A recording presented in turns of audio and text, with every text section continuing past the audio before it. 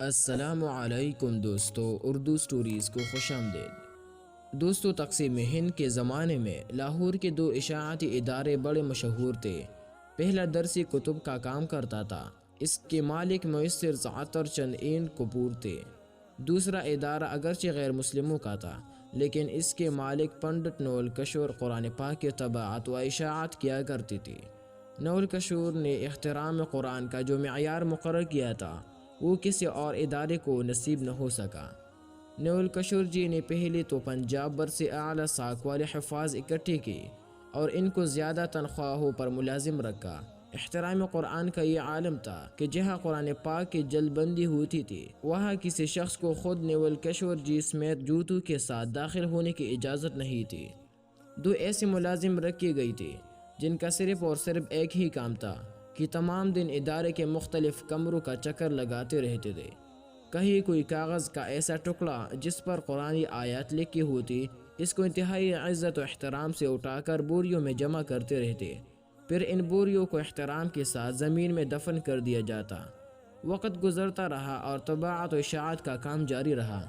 پھر برصغیر کی تقسیم ہوئی، مسلمان، ہندو اور سکھ نقل مکانی کرنے لگے۔ نول کشور جی بھی لاہور سے ترک سکونت کر کے نئی دہلی انڈیا چلے گئی۔ ان کے دارے نے دلی میں بھی حسب سابق قرآن پاک کی طباعت و اشاعت کا کام شروع کر دیا۔ ان کی وفات پر ملک کی طول و عرض سے ان کے احباب ان کے ہاں پہنچے۔ ایک بہت بڑی تعداد میں لوگ ان کی کریا کرم میں شریک ہونے کے لیے شمشان گھاٹ پہنچے۔ ان کی ارتھی کو چتا پر رکھا گیا۔ چتا پر گھی ڈال کر آگ لگائی جانے لگی تو ایک انتہائی حیرت انگیز واقعہ ہوا۔ نول کشور جی کی چتا آگ نہیں پکڑ رہی تھی۔ چتا پر اور گھی ڈالا گیا، پھر آگ لگانے کی کوشش کی گئی، لیکن بسیار کوشش کے باوجود بھی سود یہ ایک ناممکن اور ناقابل یقین واقعہ تھا۔ پہلے کبھی ایسا نہیں ہوا تھا۔ لمحوں میں خبر پورے شہر میں پھیل گئی کہ نول کشور جی کے ارتھی کو آگ نہیں لگ رہی۔ مخلوق خدا یہ سن کر شمشان گھاٹ کی طرف آمد پڑی۔ لوگ اپنی آنکھوں سے دیکھ رہے تھے اور حیران و پریشان تھے۔ یہ خبر جب جامع مسجد دلی کے امام بخاری تک پہنچی تو وہ بھی شمشان گھاٹ پہنچے۔ نول کشور جی ان کے بہت قریبی دوست تھے اور ان کے احترام قرآن کی عادت سے اچھی طرح واقف تھے۔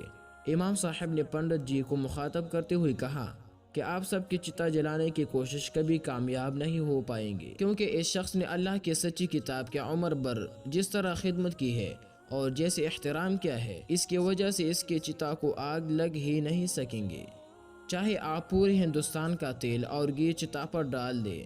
اس لیے بہتر ہے کہ ان کو عزت و احترام کے ساتھ دفنا دیجیے۔ چنانچہ امام صاحب کی بات پر عمل کرتے ہوئے نول کشور جی کو شمشان گھاٹ میں ہی دفنا دیا گیا۔ اور دوسری تاریخ کا پہلا واقعہ تھا کہ کسی ہندو کے چتا کو آگ نہ لگنے کی وجہ سے شمشان گھاٹ میں ہی دفنا دیا گیا۔